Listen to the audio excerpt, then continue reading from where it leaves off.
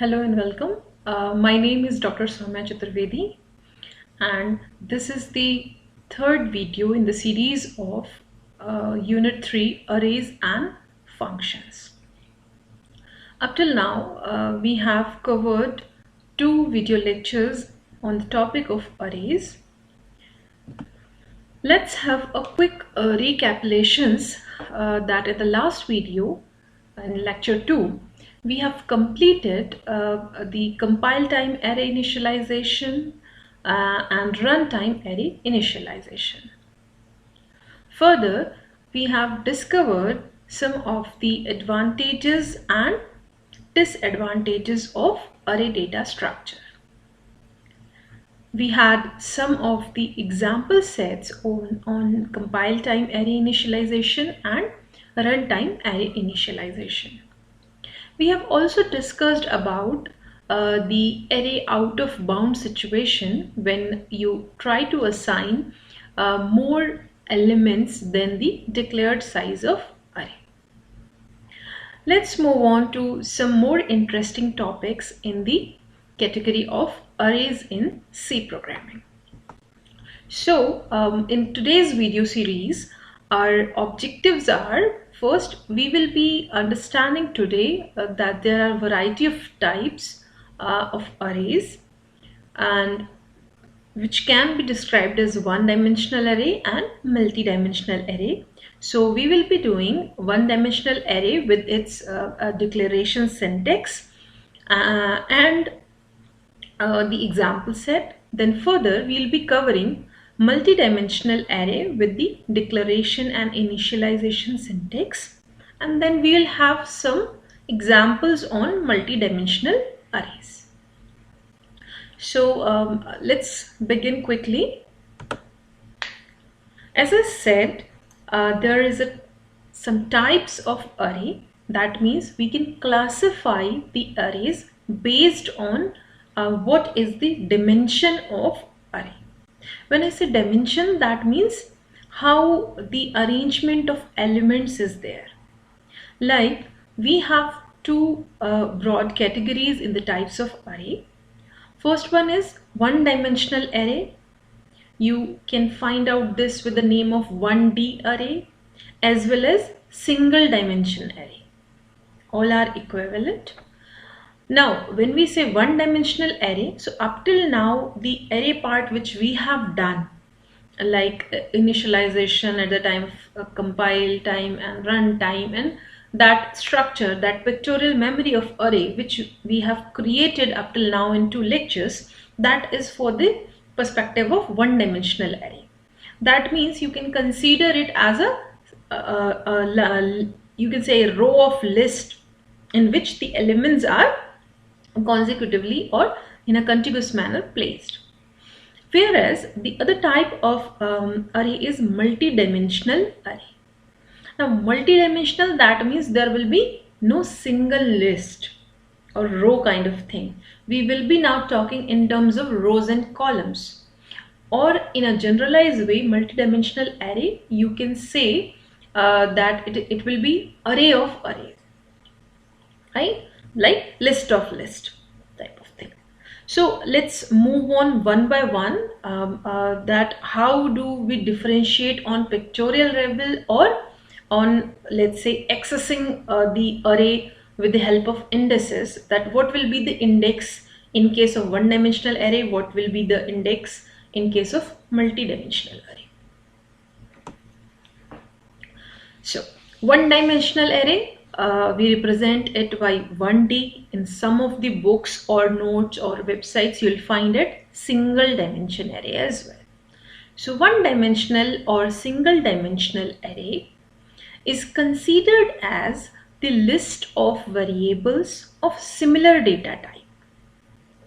Okay, as we have already studied that array is a data structure which hold similar data type elements.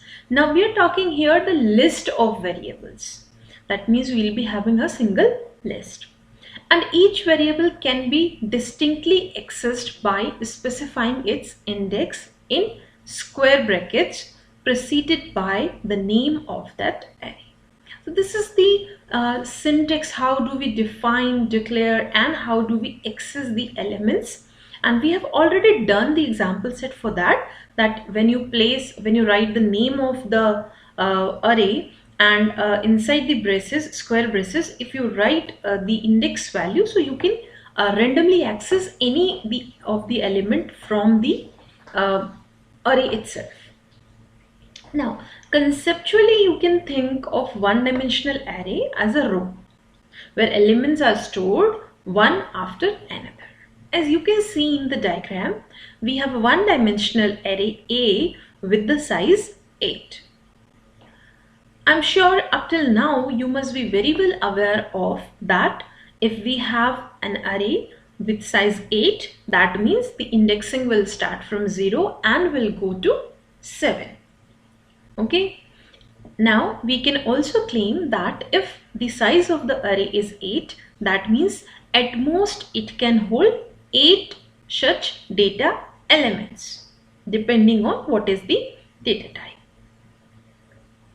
We can initialize the one-dimensional array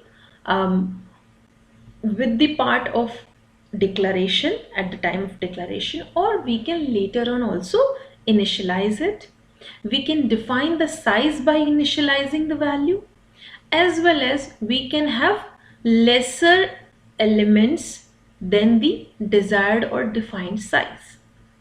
Okay, and if we try to assign more we try to initialize with more number of elements than the size declared, then we'll have the out of bound error. So this is what we have already done. That means up till now whatever we were performing with arrays, that was on one-dimensional array. Now the interesting part comes, that is, what about multi-dimensional array? So in C programming, you can create an array of arrays. These arrays are known as multi-dimensional arrays. One of the simplest form of a multi-dimensional array is two-dimensional array or 2D array. This is the simplest form, and most of the time we use this 2D array to solve some problems. A two-dimensional array is stored in form of the row and column matrix, where the first index designates the row and the second index shows the column. We can also create or declare three-dimensional arrays. We call it in short 3D arrays. Okay. So let us now have a look of that how can we represent a two-dimensional array in row-column matrix format. So here is the pictorial representation of two-dimensional array. Now you can see here this arrangement, this two-dimensional array arrangement. Again, the array name is A and it has two square braces written and the size is defined as 3 and 3.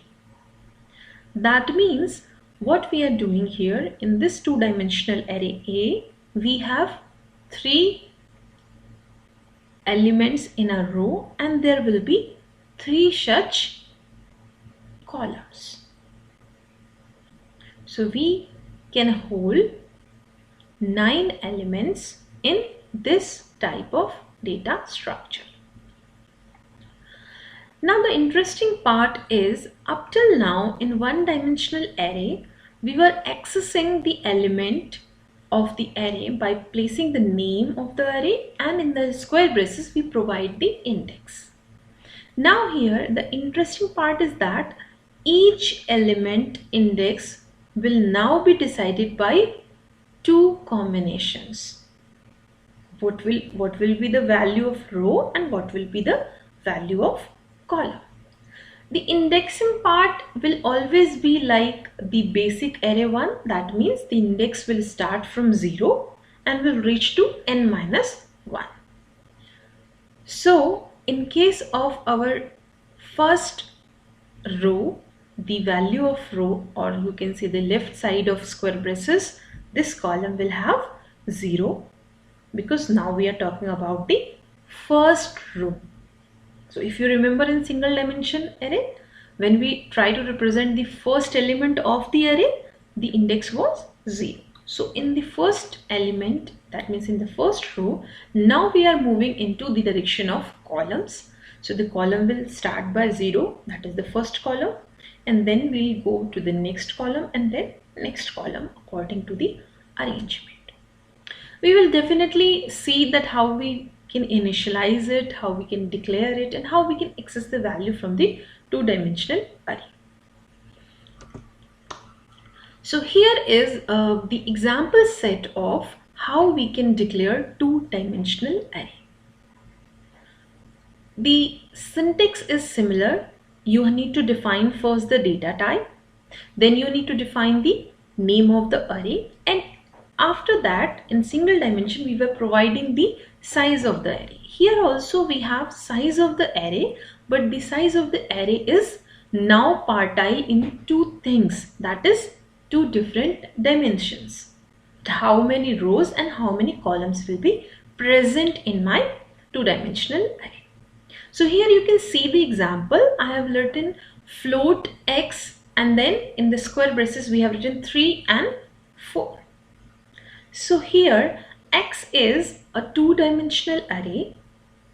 The array can hold 12 elements. You can have a simple mathematics. We have 3 rows and each row is having 4 columns. So we can simply make a multiplication, 3 into 4, that is 12 such elements can be whole. Now you can think the array as a table with 3 rows and each row has 4 columns.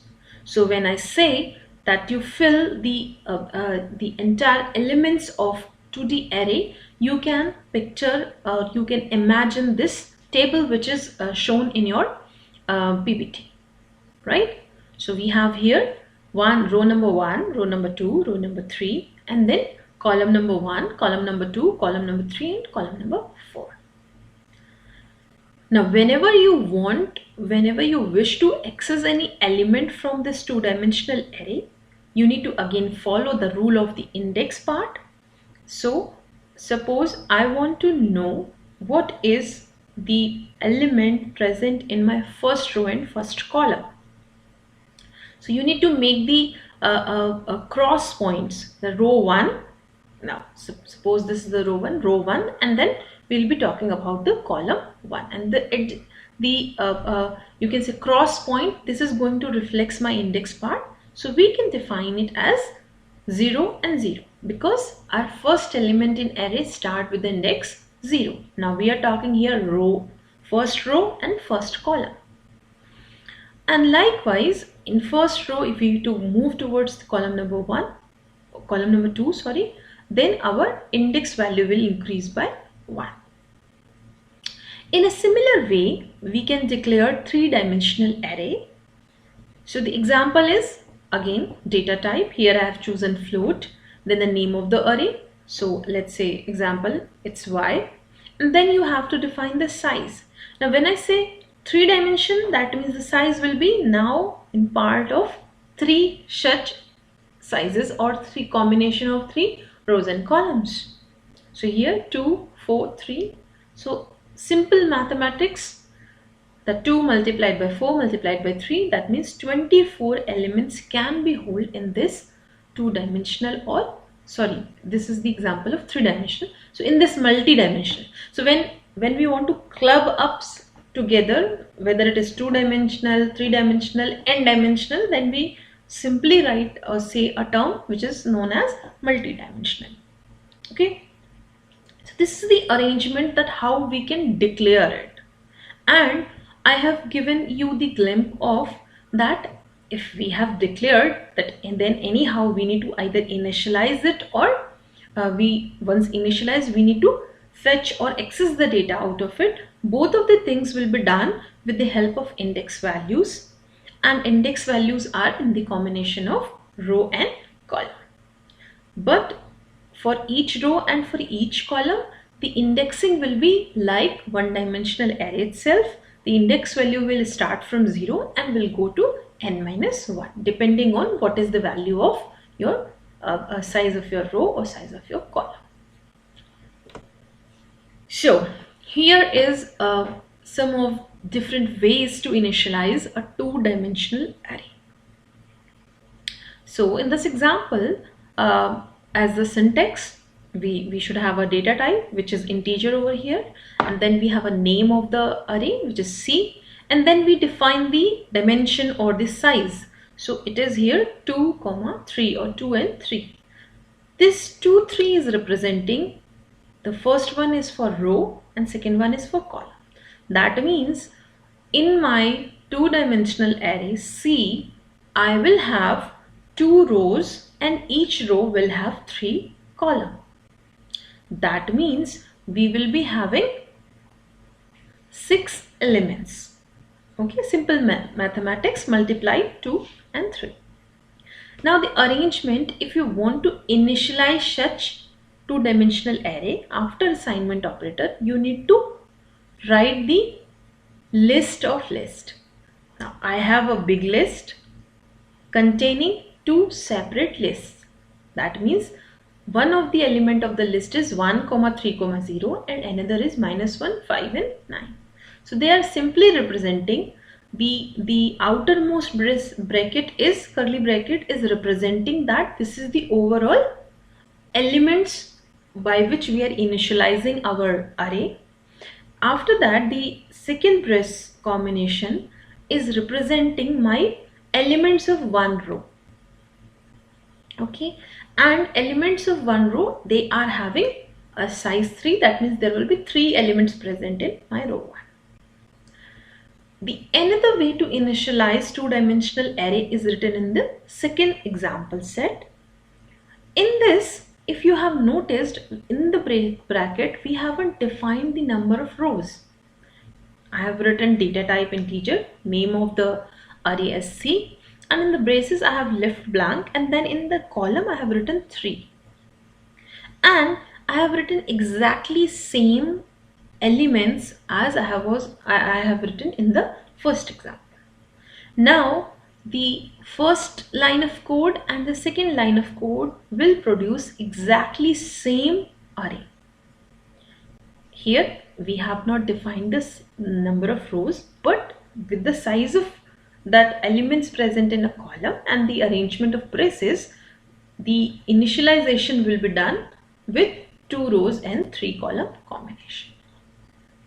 The last arrangement is I have simply written 2 rows and 3 columns, and once we put all the elements in a single list, it will be bifurcated according to the arrangement of what is the size, what are the dimensions. When we have 2 rows and 3 columns, that means initial 3 values will be kept in first row with 3 columns and the rest 3 values will be kept in the second row.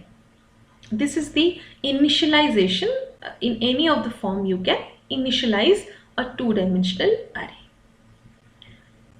We have also talked about three-dimensional array. So we can initialize a three-dimensional array in a similar way like we have done in two-dimensional array. So here is the example written for you. I have made, again, the data type is integer and the name of the array is test, and now we have 3 square braces. Remember, depending on how many dimensions you have, you need to bifurcate the size on those square braces. If I say 4-dimensional array, that means I'll be having 4 such square braces to define the size of my 4-dimensional array. So here the size is 2, then 3, then 4.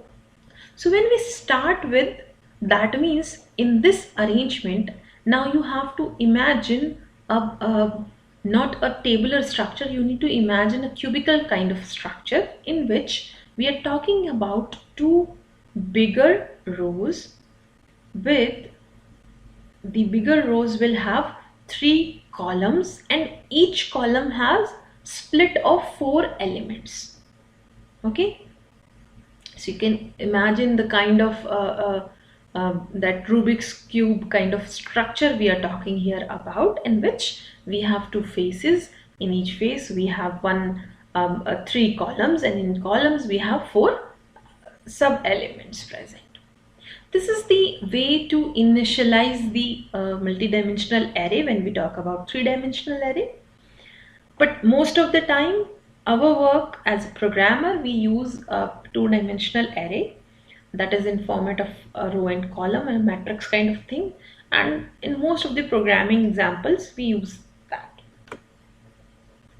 So here is a 2-dimensional array to store and print values. Now the objective of this program, which is shown on your screen, is to we are looking for a C program in which we are going to store the temperature of 2 cities of a week. Now when I say 2 cities, that means we have the number of rows as 2, right? And then we have for a week, that means a week has 7 days. So we'll be having 7 such columns in which we're talking about the temperature part. I just want you to imagine it in a pictorial way. So here in this program, I've created one array with the name of temperature. Now this temperature array is 2-dimensional array, in which one dimension is your city, another dimension is your week. And here I have defined the constant value for city and week according to the objective of my program. We were talking about 2 cities, so city we have kept 2. And when we are talking about week, so number of days in a week are 7. So as we have done in 1-dimensional array also, that we can always access or always traverse through the array using loop structure. Now the for loop, which we generally write in case of array, and if you want to traverse the whole array, we start by index value I as 0 and we go till the n-1, whatever be the value of n. So this program is in 2 parts. First, we have nested loop, one for the row and another for the traversal of columns. So the objective is, first we'll get the values of temperature, like city number 1, day number 1, city number 1, day number 2, city number 1, day number 3, and likewise we'll go to day number 7. Once we have entered all 7 values for that, then it has to scan for another city. City number 2, temperature for day number 1, city number 2, temperature for day number 2, and likewise we'll go to temperature for day 7. As you can see here, this scanf is actually the runtime array initialization, which we have already done in case of our 1-dimensional array. Further, once we have completed scanning operation or storing all the values in the 2D array, now it is the part which is displaying the values of this from this 2D array. Now again, we have to use a nested loop because we have a combination of row and columns in 2D. If this would have been a 3-dimensional array, then we definitely will be requiring 3 nested loops. Suppose in the same question, let's make a modification, imaginary modification, that city number 1, day number 1, temperature recorded by person number 1. Then we have another combination, city number 1, day number 1, temperature recorded by person number 2. So it will create a 3-dimensional structure now. Now if we want to traverse this array, that means we'll be needing 3 nested loops. One for city, second for days of week, third for the person. Okay, and then we'll simply display the content. So what I'm doing now, it is very much required that we try to execute this program to have a hands-on practice. So I'll be showing you the same code on online compiler, and we will be executing that live, and once I will do that, you take a pause of the screen, or you can even see from the slide. So I believe that you try to do the same example first, and then later on the example which I have discussed here, that if we increase in this, that there are two persons who are measuring the temperature, and the temperature could be different according to their thermometer or any kind of physical characteristics. So then we will be having three nested loops. So I encourage you to first execute the same example and then do some modifications as suggested for three-dimensional array, and then try to print the values. So let's go to the online compiler and try to execute this code and see what type of output we are talking here. Okay, so I have written the code for you on the online compiler, and now we can see that here again the same constant values for city and B. Now when we try to execute it, what I'm expecting from this program, that it will eventually ask for city number 1, right, for city number 1, and then for day number 1, and it will be asking for temperature, what temperature value you want to put into that. Okay, once we will be doing that for all, so we'll having 14 combinations, 14 elements. Once all 14 elements will be stored, then we'll have a display. So let's execute it. What is going to happen at the time of execution? So what I'm expecting from this program, that it will eventually prompt for that enter the value of temperature for city 1 for day 1. This is what I'm expecting.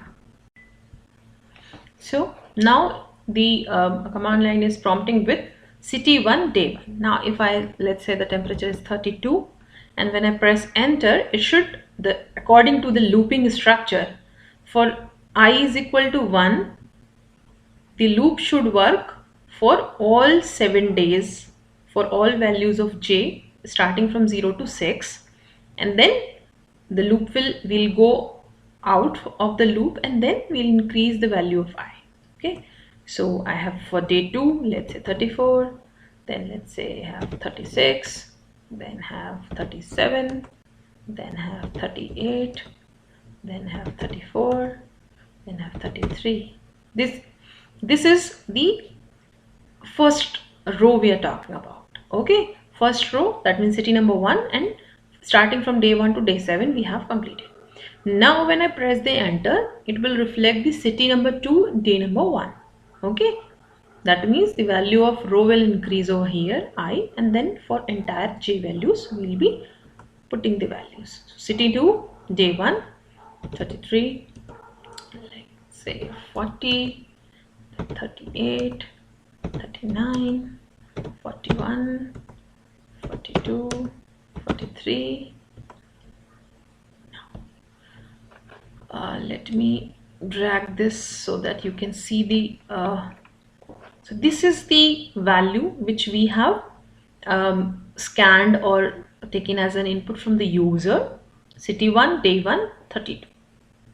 Now this is the arrangement of, this 32 is my for 0, 0, this is 0, 1, 0, 2, 0, 3, 0, 4, 0, 5 and 0, 6. And then we'll go to the next row, which is 1, 0, this is 1, 1, 1, 2, 1, 3, 1, 4, 1, 5, 1, 6. Once we have done that, now we have the exactly same as output, because we have simply written the loop to first scan the values in the two-dimensional array, store the elements, and then in the next part we have again put the nested loop to fetch the value using the index. So here for city 1, day 1, because we are talking here about first row and first column, so the index will be here 0, 0. In second row it will be 0, 1. This is 0, 2. This is 0, 3. This is 0, 4. This is 0, 5. This is 0, 6. the index. And then eventually we have 1 0 1 1 1 2 1 3 1 4 1 5 1 6. If suppose, as I suggested you, that once you execute this example successfully, then you try to mix modification of that city 1, day 1, and then person P1. Then you will have a combination of that for all days for the city, person P1 will record. Then we have another record for person P2. This will give you the structure of three-dimensional array. Let's move on back to our slide part. So as suggested, you can pause the screen here. You can note down this code in your own either TurboStream or on online compiler and try to execute and try to do the modifications as suggested. So the summary of today's video series, we have learned about the types of arrays, which is a one-dimensional array and multi-dimensional array. A two-dimensional array is stored in the form of row and column matrix. So whenever you require to have a matrix kind of structure, then in case of programming you can use 2D arrays.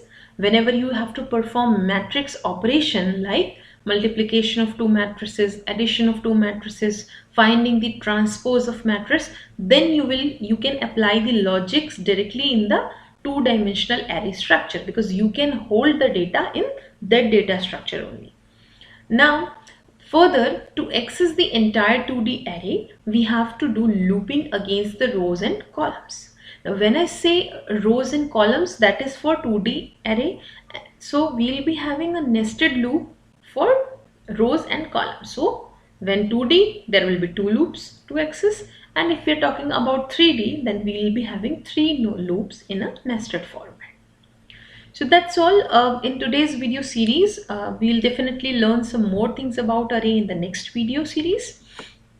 Here are the references that we talk about. You should definitely have some good reference books with yourself. If not in a paperback copy, then you can have PDF or the Kindle version of the books. Here is my contact information, and if you have any queries regarding the video series, and if you have any confusion in any example, I am happy to answer. You can always email me. Thank you for watching. Keep learning.